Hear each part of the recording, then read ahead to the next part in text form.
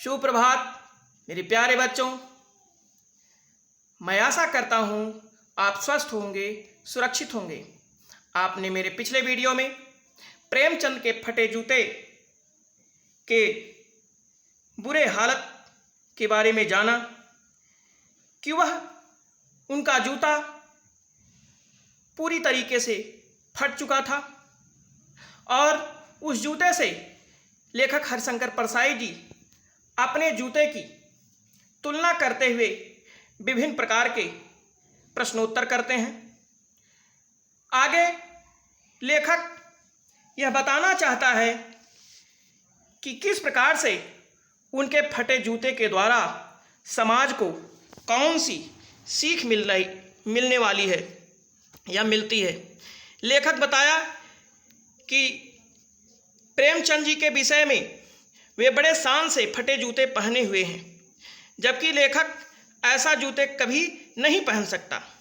लेखक ने यह भी बताया कि उनकी व्यंग मुस्कान का अभिप्राय मैंने उनसे पूछा कि आखिर में तुम इस तरह से क्यों मुस्कुरा रहे हो, तो वह प्रेमचंद के कई पात्रों का सहारा लेकर भी उनसे प्रश्नोत्तर करता है और वह उत्तर जानना चाहता था कि तुम्हारे जूते के फटने का क्या कारण है।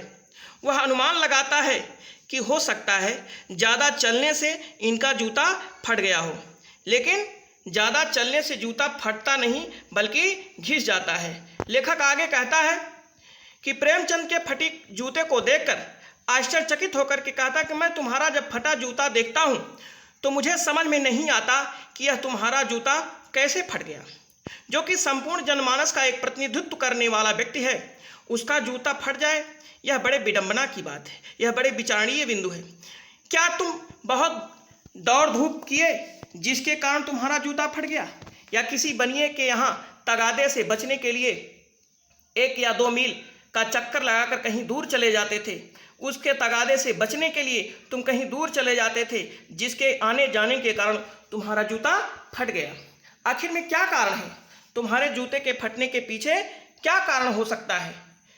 और कभी कभी ऐसा लगता है कि हो सकता है किसी सामाजिक बुराई, किसी सामाजिक समस्या को दूर करने के लिए आपने इतना प्रयास किया, इतना मेहनत किया, इतना कठिन कार्य किया, जिसके कारण आपका जूता आने जाने में फट गया।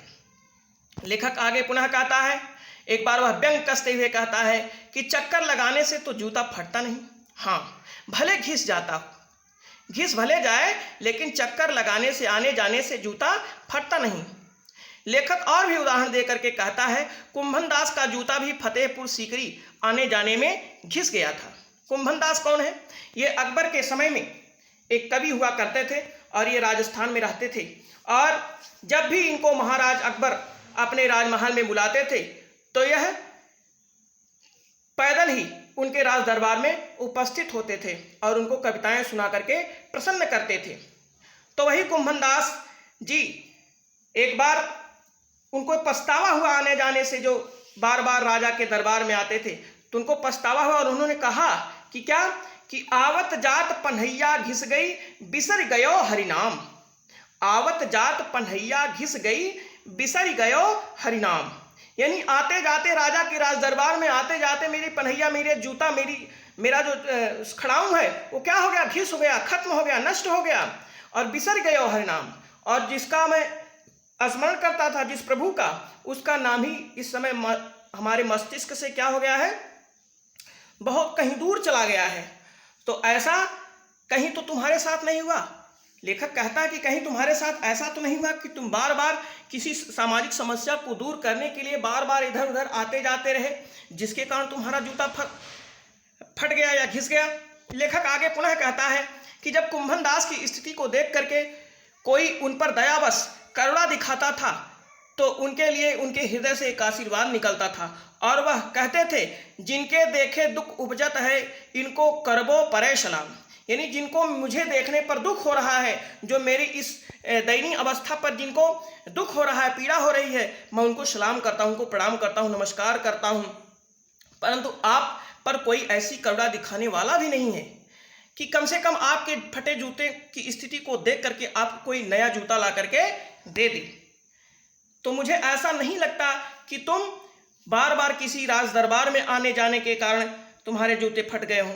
हमें ऐसा प्रतीत होता है, लेखक कहता है, शंकर प्रसाद जी कहते हैं कि मुझे ऐसा प्रतीत होता है कि जैसे तुमने किसी सामाजिक समस्या को दूर करने के लिए बार बार क्या किया, तुमने अपने जूते के फटने के कारण को मैं भली भांति समझता हूं, तुमने अपने जूते से बार बार जैसे किसी कठोर वस्तु पर ठोकर मारी है, बार बार उस पर प्रहार किया है और जिसके कारण तुम्हारा जूता फट गया है। कहने का आशय यह है कि किसी सामाजिक बुराई को दूर करने के लिए आपने अब अपने वर्चस्व को, अपने अस्तित्व को खत्म कर दिया। आपने सामाजिक समस्या को दूर करने के लिए विभिन्न प्रकार से प्रयास किया, जिसके कारण आपका जूता फट गया। तो लेखक के कहने का आशय यह है कि आपने सामाजिक जो समस्याएं हैं, जो बाह्य आडंबर समाज में फैला हुआ था, उसको नष्ट करके वास्तविक जीवन को उपस्थित करने का भरपूर प्रयास किया था। तो बच्चों, आज आपने क्या सीखा? हम कुछ बहुविकल्पीय प्रश्नों पर बढ़ते हैं। प्रश्न नंबर 1, लेखक प्रेमचंद के जूते के फटने का क्या कारण बताया है?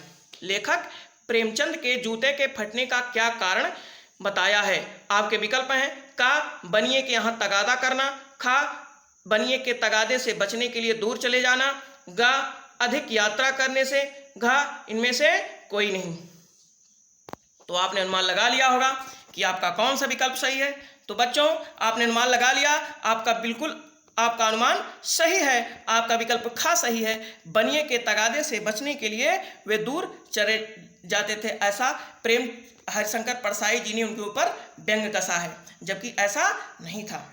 तो आगे हम बढ़ते हैं। प्रश्न नंबर 2, कुंभन दास जी ने अपने पद के माध्यम से क्या घिसने की बात कही है?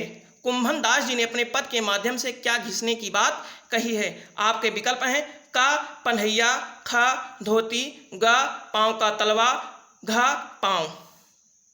आपने अनुमान लगा लिया होगा कि आपका कौन सा विकल्प सही है। तो बच्चों, आपने अनुमान लगा लिया है, तो आपका विकल्प का सही है। उनका पन्हैया यानी उनका जूता, उनका जो खड़ाऊं है वो घिस चुका था बार बार राजा के दरबार में आने जाने से। अब हम अगले प्रश्न पर बढ़ते हैं। प्रश्न नंबर 3, लेखक के अनुसार कठोर वस्तु पर पैर मारने का क्या आशय है? लेखक के अनुसार कठोर वस्तु पर पैर मारने का क्या आशय है? आपके विकल्प हैं का सामाजिक अच्छाई को प्रकट करना, खा सामाजिक बुराई को नष्ट करना, गा सामाजिक बाह्य आडंबर को बढ़ावा देना, घा उपर्युक्त सभी। तो आपने अनुमान लगा लिया होगा कि आपका कौन सा विकल्प सही है। तो हाँ, आपका विकल्प खा बिल्कुल सही है। वह सामाजिक बुराई को नष्ट करना चाहते थे। तो मानो ऐसा प्रतीत हो रहा है कि बार बार कोई कार्य बार बार करते थे, जिसके कारण उनका जूता फट गया। अब हम प्रश्न अभ्यास के प्रश्नों पर बढ़ते हैं। निम्नलिखित प्रश्नों के उत्तर दीजिए। प्रश्न नंबर 1, प्रेमचंद की क्या कमजोरी थी? प्रेमचंद की क्या कमजोरी थी? आपका दूसरा प्रश्न है, कुंभन दास कौन थे? उन्हें पछतावा क्यों हुआ? कुंभन दास कौन थे? उन्हें पछतावा क्यों हुआ? आपसे हम अपनी एक नई वीडियो के साथ पुनः मिलते हैं। तब तक के लिए धन्यवाद।